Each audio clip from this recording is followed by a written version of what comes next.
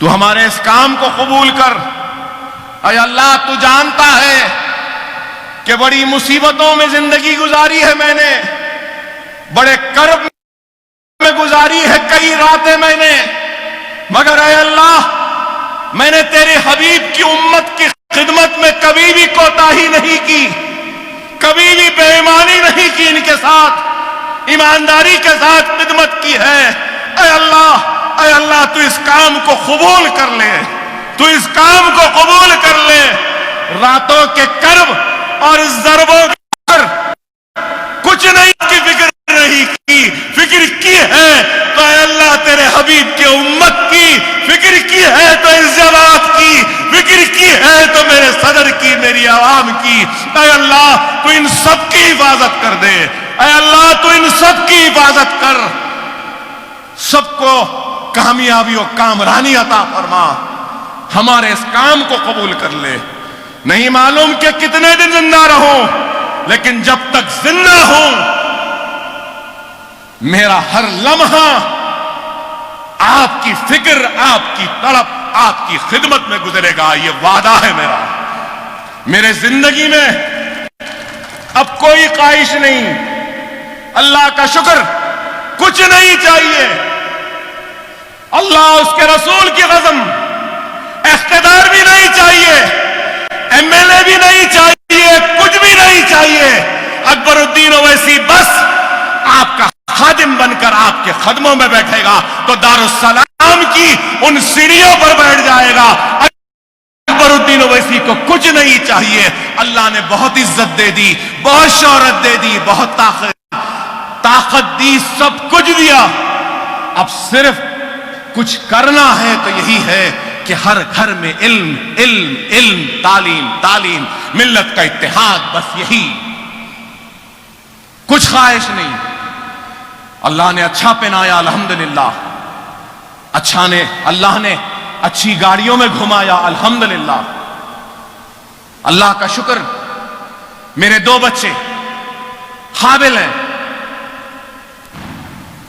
میرا ایک لڑکا ڈاکٹری مکمل کر چکا، پوسٹ گریجویشن، ایک بیٹی ہے، ایک بیٹا ہے، ایک بیٹا ڈاکٹر، انشاءاللہ اس سال بیٹی وکالت لندن سے مکمل کر لے گی، وکیل ہو جائے گی۔ مجھے اور کیا چاہیے؟ ایک باپ کی ذمہ داری اولاد کو نیک بنانا، قابل بنانا، باصلاحیت بنانا، علم دینا، اور اس کے ذریعے وہ اپنی دولت کو کما لے سکتے ہیں۔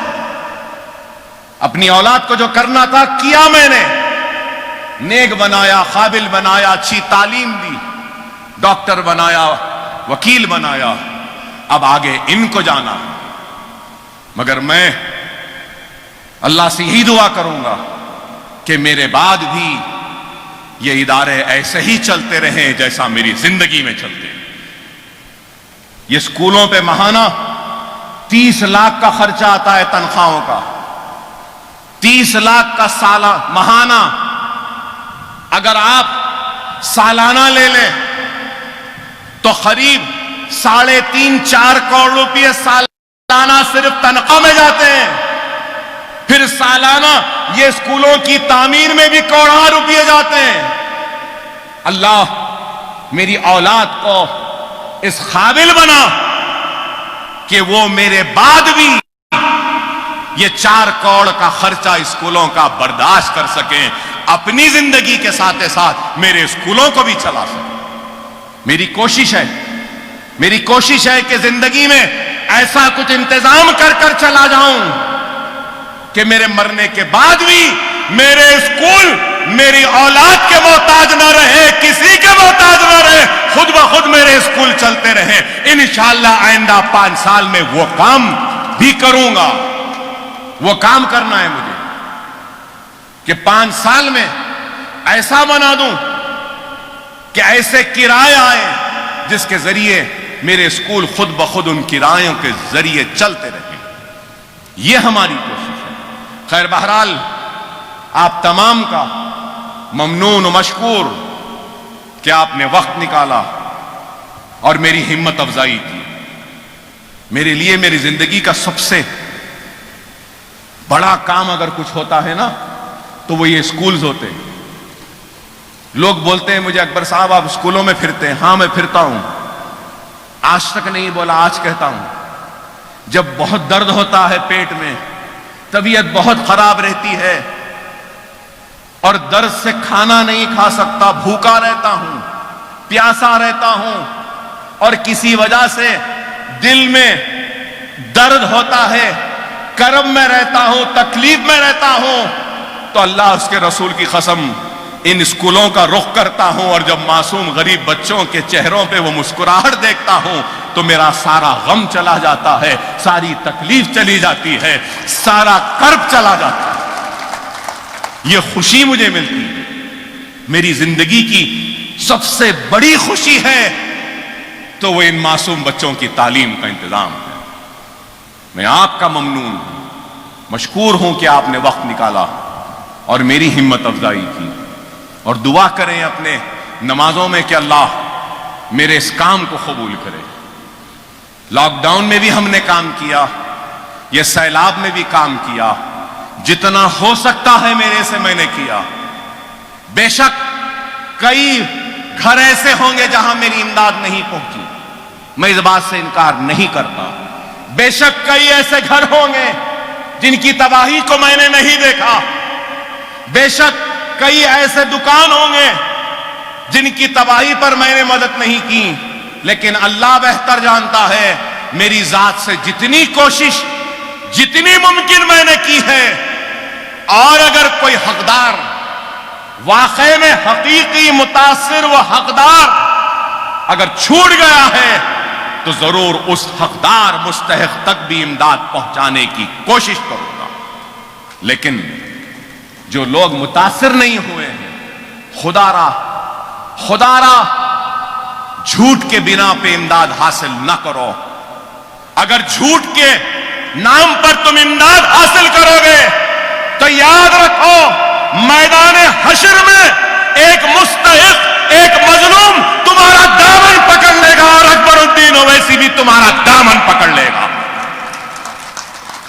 سمجھو خدا را, دنیا میں یہ کووڈ, یہ بیماری, یہ مصیبت, یہ اموات, یہ تباہی اور بربادی اگر کچھ آ رہی ہے تو نہیں معلوم کہ وہ کیا عمل ہے ہمارا جس سے اللہ ہم سے ناراض ہے.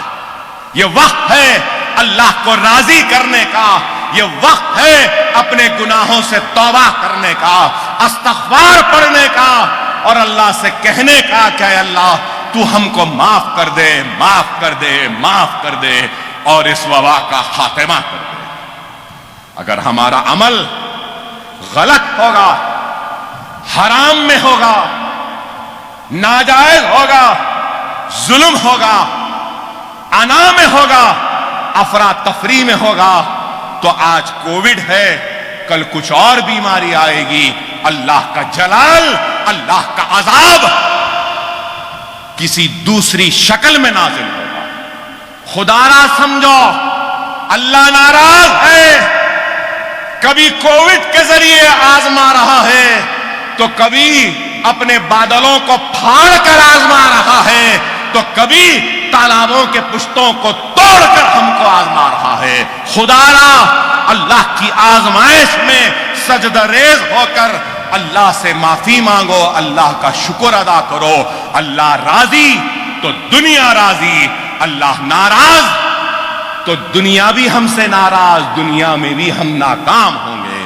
خدا را منظم ہو جاؤ, متحد ہو جاؤ.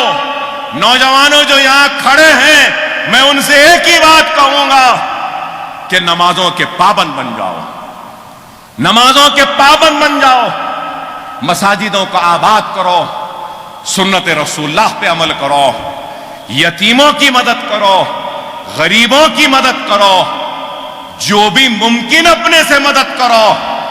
اگر مدد نہیں کر سکتے تو اپنے عبادتوں میں ہاتھ اٹھا کر ان کے لیے دعا کرو. قرآن تابدانوں میں, گھروں میں ہے, نکالو, قرآن کو پڑھو, بغیر پڑھے گھر سے نہ نکلو. قرآن پڑھ کر نکلو گے تو دیکھو اللہ اپنے فرشتوں کے ذریعے تمہاری حفاظت کرے گا.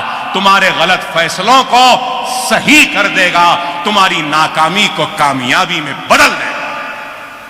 توبہ کرو، اللہ کو راضی کرو، نماز کے پابند بنو، قرآن کو پڑھو، سنت رسول اللہ پہ عمل کرو، غریبوں کی، یتیموں کی، بیواؤں کی مدد کرو، جو اپنے سے ہوتا ہے کرو، دلوں سے بغض کو نکالو، چھوٹی چھوٹی باتوں پہ لڑنا جھگڑنا چھوڑو، گلی کوچوں میں قتل ہو رہے ہیں، اے خدا را اس کو ختم کرو۔